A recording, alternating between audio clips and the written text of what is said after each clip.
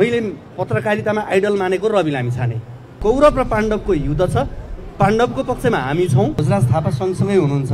आजको यो साइट मात्रै नजुरेको, कुनै समय उहाँ आउन सक्नुहुन्छ। पहिला गाडीमा, मेरै गाडीमा लगेर घण्टी घरको गेटमा लगेर मलाई छोड्न मन थियो। आज त्यो सम्भावना भएन, तर अब अर्कोचोटि मलाई चाहिँ तपाईले छोड्नुपर्छ है भन्नुभएको छ। त चुनावमा उठ भन्नुभयो भने उठ्ने हो, नउठ भन्नुभयो भने नउठ्न पनि त सक्छु नि त, हैन?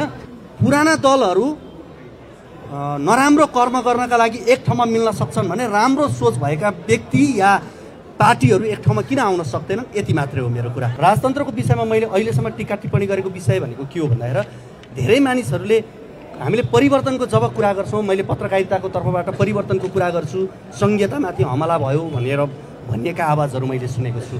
मैले भ्रष्टाचारको विषयमा जतिखेर मैले टेलिभिजनमा कुरा गरेँ, दलहरूको विरुद्धमा यसले बोल्यो भनेको धेरै सुने। त्यसकारण मैले जहिले पनि के भने यदि मैले गरेका विषय सुशासनका कुरा या भ्रष्टाचार विरुद्धका कुरा या पारदर्शिताका कुरा, समानताका कुरा, स्वतन्त्रताका कुरा, भाइचाराका कुरा मैले गर्दाखेरि चाहिँ त्यो व्यवस्था विरुद्ध हुन्छ भनेदेखि त्यो व्यवस्था कमजोर धरातलभित्र उभिएको छ भनेर मैले बारम्बार भनेको हो। र मैले जहिले पनि एउटा तुलना गर्ने के पनि गर्ने गरेको थिएँ भने आज पनि छु।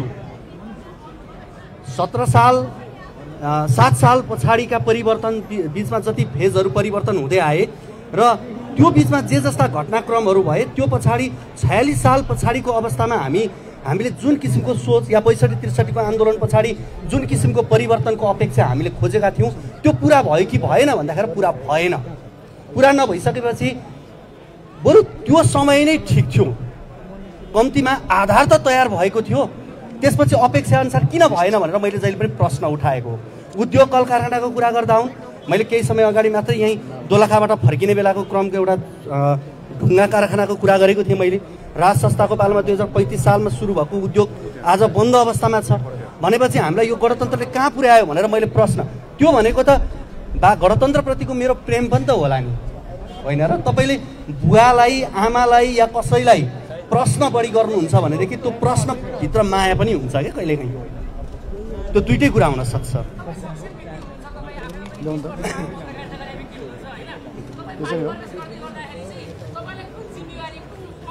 मैले कुनै पनि जिम्मेवारीको यहाँ बार्गेनिङ गरेरै आएको छैन। मैले कुनै जिम्मेवारी मागेको पनि छैन। र अर्को कुरा, अघि एकजना साथीले भन्नुभएको थियो तपाईँले पार्टी चाहिँ अर्को किन खोल्नु भएन भने, पार्टी खोल्नुपर्ने आवश्यकतै छैन। जुन मैले सोचेको पार्टी, मेरो सोचभन्दा माथिको पार्टी खुलिसकेको छ भने मैले किन अरू पार्टी सोच्नु? आवश्यकतै छैन। वाचन भइसक्यो हो।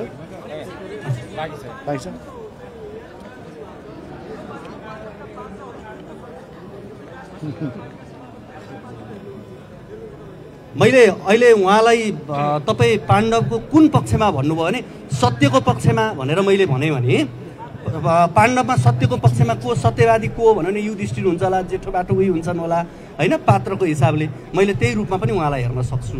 या हजुर, म छैन, अर्जुन या अरू नै हुनुहुन्छ। म भर्खर प्रवेश गर्दैछु एउटा कुनै ठाउँबाट, म यहाँ आएर चाहिँ म पाण्डवको पक्षमा त धेरै थिए नि, कति थिए नि, होइन? सबैको नाम त महाभारतमा हामीलाई याद हुँदैन नि। त्यस्तै याद नहुने पात्र म हो। छैन होइन, अब त्यो चाहिँ उहाँहरूले भन्नुभयो भने पछि यो कुरा अहिले मैले भनेको पनि छैन नि त, चाहे छैन नि त।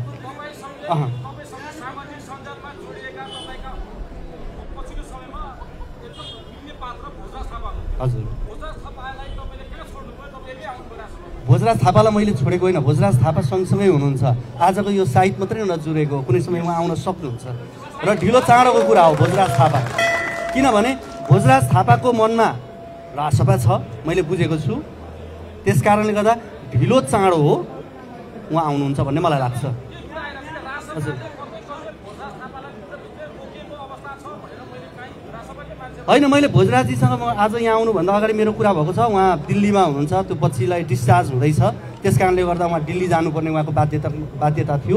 र उहाँसँग मेरो कुरा हुँदा उहाँले के भन्नुभएको छ भने तपाईँलाई शुभकामना, तपाईँलाई गाडीमा, मेरै गाडीमा लगेर घण्टी घरको गेटमा लगेर मलाई छोड्न मन थियो। आज त्यो सम्भावना भएन, तर अब अर्कोचोटि मलाई चाहिँ तपाईँले छोड्नुपर्छ है भन्नुभएको छ। कुनै दिन म पक्कै उहाँलाई छोड्ने अवस्था बन्छ। होइन हजुर गगन थापासँग नि तपाईँको प्रतिस्पर्धा हुन्छ भन्ने छ नि, यसलाई कसरी हेर्नु? त्यो विषयमा मैले त्यसरी भनेको छैन, त्यो लाइनबाट मैले सोचेको अहिले छैन। हुनसक्छ त्यो त भोलि उहाँहरूले दिनु, मैले अघि नै भनिसकेँ नि, पार्टीमा सङ्गठनमा पसिसकेपछि उहाँहरूले भन्ने कुरा त चुनावमा उठ भन्नुभयो भने उठ्ने हो, नउठ भन्नुभयो भने नउठ्न पनि त सक्छु नि त, होइन? दुइटै कुरा हुनसक्छ त्यो चाहिँ। हजुर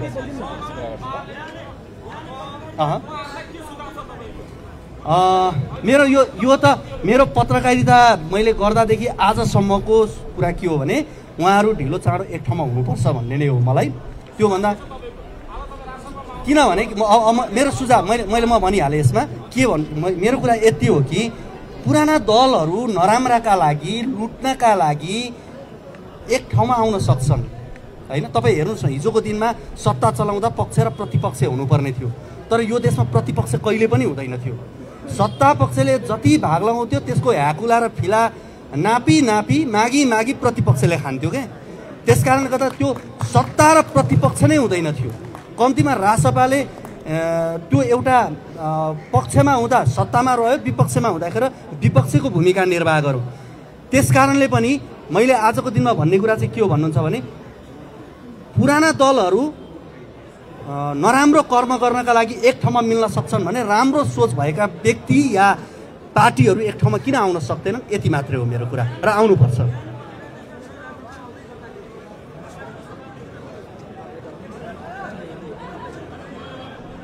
मभन्दा धेरै माथि। हजुर ओके,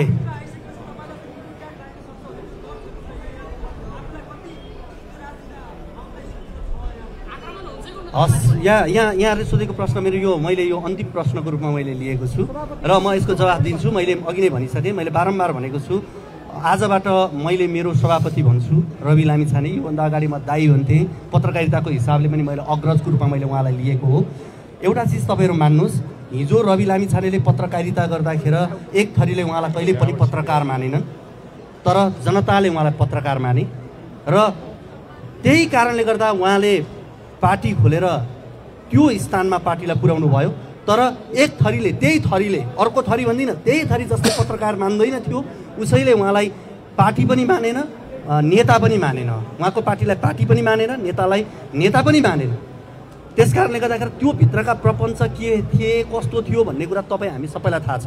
आज रवि लामिछाने जेलभित्र हुँदा पनि बाहिर के छ, रवि लामिछाने के हो भन्ने कुरा तपाईँ हामी सबैलाई थाहा छ, मैले यो कुरा भन्नै पर्दैन। अब रह्यो कुरा के भन्दाखेरि म माथिको आक्रमण भन्नुहुन्छ भने मैले पत्रकारिता गर्दा मलाई पनि त मैले पत्रकारितामा आइडल मानेको रवि लामिछाने, त्यही तवरबाट मैले पत्रकारिता गरेँ। मलाई पनि त पत्रकार मानेनन् नि त एक थरीले।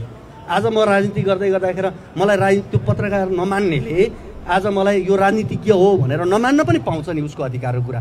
अब उसले प्रपञ्च पनि रच्न पाउँछ नि त मसँग, तर त्यो प्रपञ्चलाई कसरी चिर्ने भन्ने कुरा अहिले म माथि भयो भने मैले हो, अहिले मेरो सभापतिमाथि भइरहेको कुरा सभापतिले पनि चिर्दै हुनुहुन्छ, हामीले पनि उहाँलाई सहयोग गर्छौँ। तपाईँ हामी मिलेर सबैले सहयोग गर्छौँ।